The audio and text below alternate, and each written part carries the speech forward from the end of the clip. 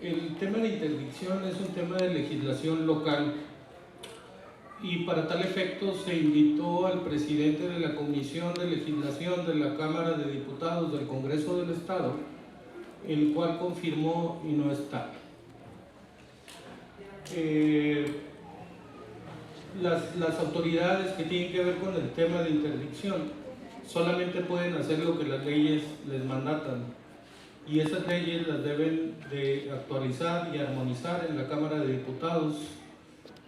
Y a pesar de que la Convención Internacional sobre los Derechos de las Personas con Discapacidad dice en el artículo 12 que los Estados partes deben de reconocer la capacidad jurídica de las personas con discapacidad, nuestro país hace caso omiso de eso, aun cuando nuestra Constitución en el artículo primero nos otorga los mismos derechos, y de hecho este es un caso como de discriminación por discapacidad, y no lo hacemos. Sí, es muy lamentable que no estén de la Cámara de Diputados aun cuando confirmaron, porque este es un tema para ellos. Dejar bien claro, lo que se hable aquí, lo que se proponga aquí, y aparte una exigencia de cumplir con lo que dice la Convención en el artículo 12, se les va a hacer por oficio y se les va a hacer llegar hasta la Cámara de Diputados, y el papel de la Procuraduría de Derechos Humanos, que está por aquí, va a ser el de apoyarnos a darle el seguimiento para ver si están cumpliendo o no están cumpliendo. Son temas muy complicados que nunca se ponen sobre la mesa aquí en México. Estamos con los temas de rampas y cajones azules nada más, cuando estos son los temas torales, son los más impactantes, los más importantes, y ni siquiera los ponemos sobre la mesa para discutirlos.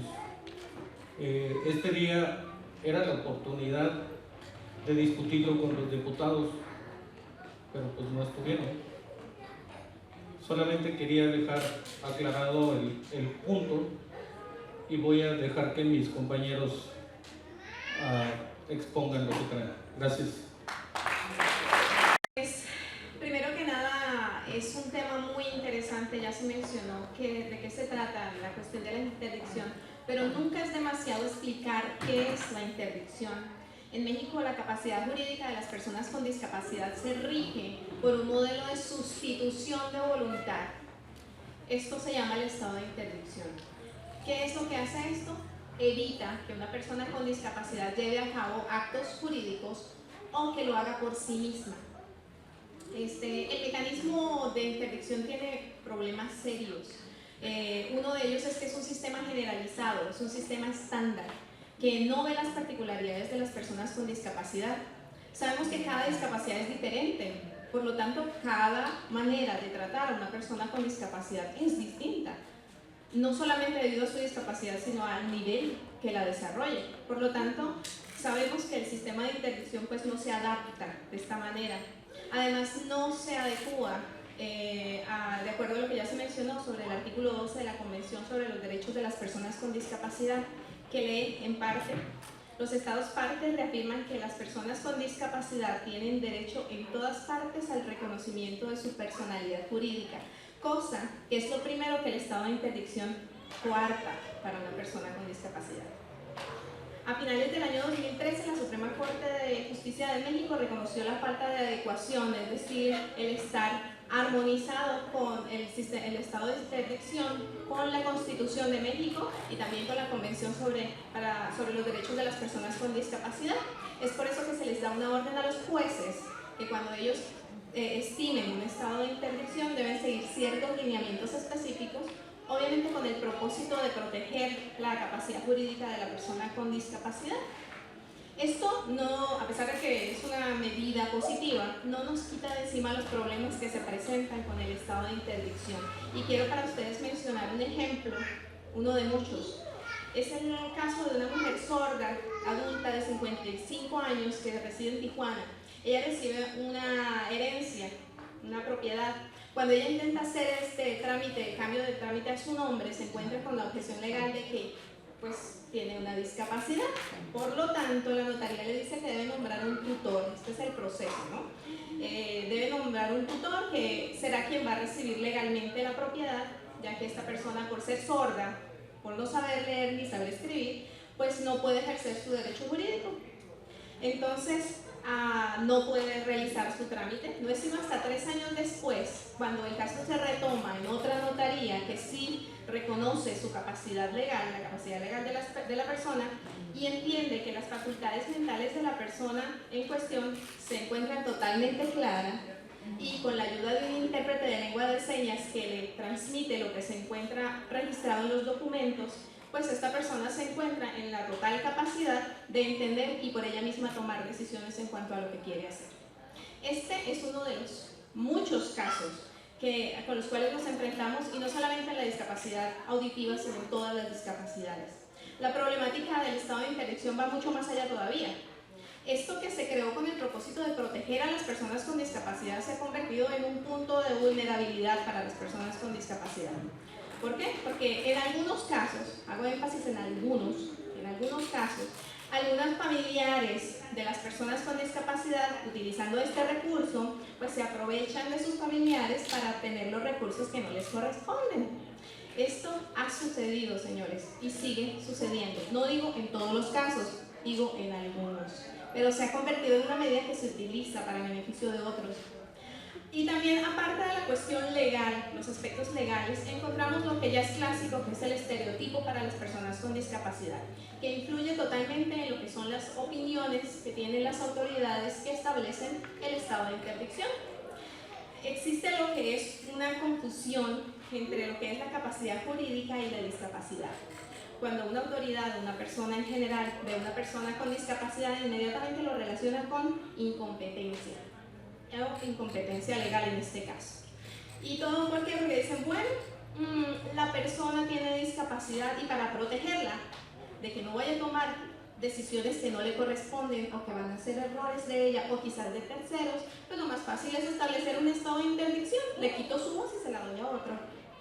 Esto sigue siendo una violación rampante del derecho de la persona a ejercer su capacidad legal. Pero algo que nos sigue preocupando todavía más es el hecho de cómo se registra esto dentro de los códigos civiles. Las palabras incorrectas y peyorativas que se utilizan al dejarlos ver dentro de códigos civiles. Y yo quiero leer algunas para ustedes, y quiero que ustedes reaccionen así como yo reaccioné cuando la leí. Les llaman a las personas con discapacidad dementes, idiotas, imbéciles, sordomudos, mayores de edad disminuidos, o mayores de edad privados de su inteligencia por locura, idiotismo o imbecilidad. Son palabras que nosotros en nuestro hablar común ni siquiera pensaríamos en utilizar, pero que desafortunadamente, señores, se encuentran registrados en los códigos civiles de muchos estados todavía hasta el día de hoy. Esto nos lleva todavía a pensar en, bueno, ¿y cuáles son las limitaciones legales que se ven de acuerdo a un estado de interdicción? ¿Qué pasa? Solo quiero mencionar un par porque hay muchas. Puede suceder la suspensión de la patria potestad. Puede ser esto un motivo de limitación para la aceptación o la repudiación de una herencia. Todo por el estado de interdicción. Pero todavía vamos más allá. Hay limitaciones legales para personas que no tienen un estado de interdicción, pero que simplemente tienen una discapacidad, y existen limitaciones legales. ¿Cómo cuáles? Una persona con discapacidad, en ocasiones y bajo ciertos códigos civiles, no puede establecer un juicio de amparo, no puede contraer matrimonio e incluso no tiene derecho a votar. Estos son algunas para mencionar. Aparte de esto, sabemos que sí se han hecho algunos esfuerzos de parte de las legislaciones para establecer leyes y políticas públicas que son protectoras de los derechos de las personas con discapacidad, y obviamente de acuerdo a los estándares internacionales. Una de ellas es, por ejemplo, la que en mayo del 2011 se estableció al promulgar la Ley General para la Inclusión de las Personas con Discapacidad, que tiene como principio rector la autonomía individual, incluida la libertad de tomar las propias decisiones. Y sabiendo y teniendo en cuenta estas acciones, sabiendo que la voluntad en México existe todavía, quizás quiero pensar así, para incorporar leyes y políticas públicas saludables, nosotros queremos hacer una serie de sugerencias que están relacionadas con este tema. La primera, sabiendo que la Suprema Corte de Justicia de México ordenó que el estado de interdicción sea interpretado de conformidad con la Convención de los Derechos para las Personas con Discapacidad en el amparo de revisión 159 del año 2013, y luego se emite entonces el protocolo de actuación para quienes imparten justicia en casos que involucren derechos de personas con discapacidad, sugerimos entonces al Poder Judicial que garantice los criterios ya tomados de acuerdo a estas acciones, que estén en armonía con esta sentencia y con el protocolo, y obviamente que se respeten, así como diseñar capacitaciones especiales para jueces, para auxiliares de justicia, servidores públicos, en específico todos los que tienen trato directo con la comunidad, sobre el artículo 12 de la Convención y también los estándares internacionales para que se respeten las garantías de las personas con discapacidad. En segundo, la creación de salvaguardias y apoyos. Esto es muy importante, las salvaguardas y los apoyos, porque no queremos dejar sin protección legal a las personas con discapacidad, para que puedan establecer o ejercer su capacidad jurídica de acuerdo a lo que se dicta en el artículo 12 de la Convención. Tercero, establecer programas de concientización en la población. Yo creo que todos concordamos en esto, en todos los temas que han pasado hasta ahora, con el fin de eliminar los estigmas que ya existen sentados sobre las personas con discapacidad, es decir, eduquémonos.